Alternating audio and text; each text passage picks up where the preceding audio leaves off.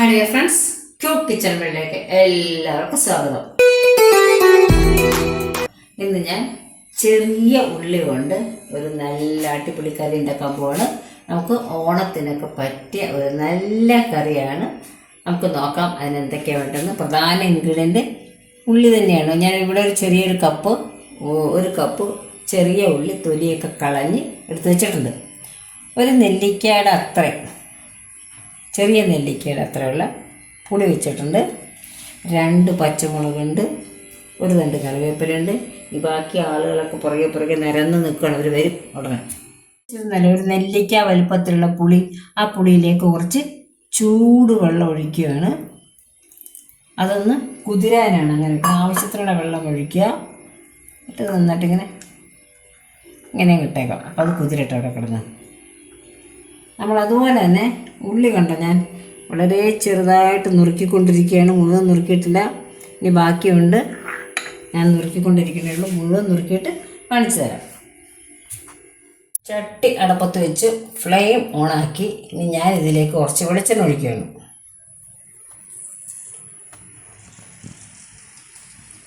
കുറച്ച് വെളിച്ചെണ്ണ വേണം.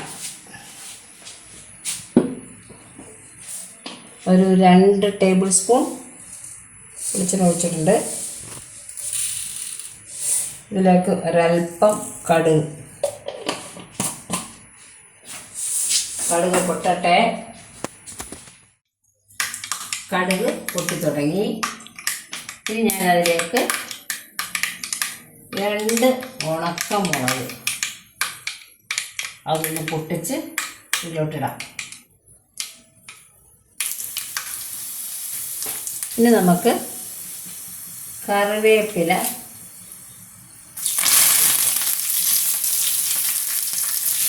അതിലേക്ക് നമുക്ക് ഫ്ലെയിം ഒന്ന് സിമ്മിലാക്കി അരിഞ്ഞ് വെച്ചിട്ടുണ്ട്. കുഞ്ഞായിട്ട് അരിഞ്ഞ് വെച്ചിരിക്കുക. ആ 1 കപ്പ് ഉള്ളി, ആ 1 കപ്പ് തന്നെ കുഞ്ഞായിട്ട് അരിഞ്ഞ് വെച്ചിട്ടുണ്ട്. ഇതിലേക്ക് കൊടുക്കുകയാണ്.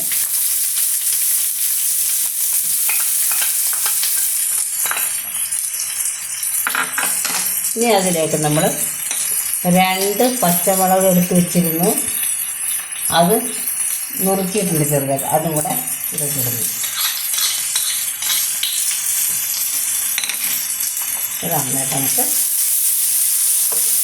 എണ്ണയിലിട്ട് നന്നായിട്ടൊന്ന് വരണം. 1/2 ടീസ്പൂൺ ഉപ്പ്,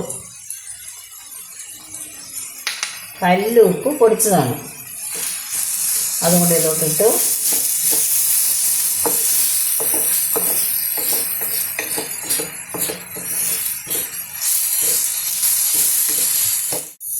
നമുക്കിതിലേക്ക് കുറച്ച് മഞ്ഞൾപ്പൊടി ഇട്ട് കൊടുക്കാം. ഒരു 1/4 ടീസ്പൂണാണ്.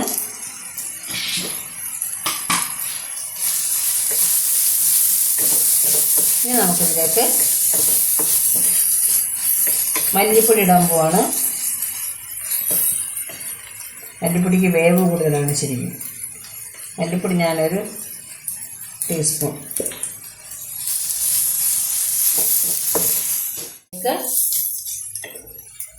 മുളക് പൊടി ഇടാൻ പോവാണ് ഞാൻ. മുളക് പൊടി ഒരു ടീസ്പൂൺ നിറച്ചു ഇട്ടിട്ടുണ്ട്. അതും നമ്മുടെ എരിവ് അനുസരിച്ച്. നല്ല കളർ വേണമെങ്കിൽ കാശ്മീരി ചില്ലി ഇടാം. ഇത് സാധാരണ മുളക് പൊടിയാണ്, പക്ഷെ ഭയങ്കര എരിവാണ് മുളക് പൊടി. അത് ഞാൻ കുറച്ചേ ഇടുന്നുള്ളൂ. ഇവിടെ ഒരു നെല്ലിക്ക വലിപ്പത്തിലുള്ള പുളി ചൂടുവെള്ളം ഒഴിച്ച് വെച്ചിരുന്നു. അത് ഞാൻ അതിൻ്റെ നന്നായിട്ട് പിഴിഞ്ഞ് അതിൻ്റെ ആ പിശുട് കളഞ്ഞത് വെള്ളമാണ്. ഏകദേശം നമ്മുടെ അടുത്തില്ലേ കപ്പ്, ആ കപ്പിന് ഒരു 3/4 കപ്പ് അത് ഇതിലോട്ട് ഒഴിക്കുകയാണ്. നമ്മൾ ഉള്ളി എടുത്ത അതേ കപ്പിലാണ് പുളിവെള്ളം ഒഴിക്കേണ്ടത്. ഇനി ഇതിലേക്ക് ശർക്കര ഇടാൻ പോവാണ്. ഒരു 2 ടീസ്പൂൺ ശർക്കരയും കൂടുതൽ വേണമെങ്കിൽ ഇടാം. നമുക്ക് നോക്കാം ശർക്കര മതിയോ എന്നൊക്കെ. ഉപ്പും എരിവും പുളിയൊക്കെ നോക്കണം. തിളക്കട്ടെ, നന്നായിട്ട് തിളക്കണം. ഞാൻ ഫ്ലെയിം കൂട്ടി വെച്ചു. ഇത് നന്നായിട്ട് തിളയ്ക്കണം. കാരണം മല്ലിയൊക്കെ നന്നായിട്ട് തിളച്ചെങ്കിലേ അതിന് സ്വാദ് കിട്ടും. മല്ലി മഞ്ഞളിനൊക്കെ വേവ്, മല്ലിക്കും പുളിക്കും ഒക്കെ വേവുള്ളതാണ് മഞ്ഞളിനൊക്കെ. അപ്പോൾ അത് നന്നായിട്ടൊന്ന് വേകട്ടെ.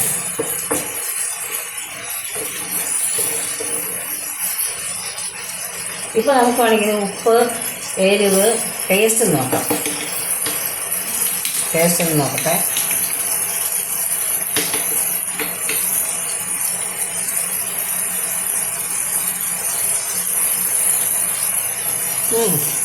കുറച്ചുകൂടി വെന്താലും അറിയാൻ പറ്റുള്ളൂ. ഇതായിട്ടുണ്ട്. നമുക്കിത് ഓഫ് ചെയ്യാം. ഇത് ഞങ്ങളുടെ എൻ്റെ നാട് തൃപ്പൂണിത്തുറയാണ്. ഹസ്ബൻഡിൻ്റെ നാട് തുറവൂർ എന്ന് പറയും, ചേർത്തല, അവിടെയാണ്.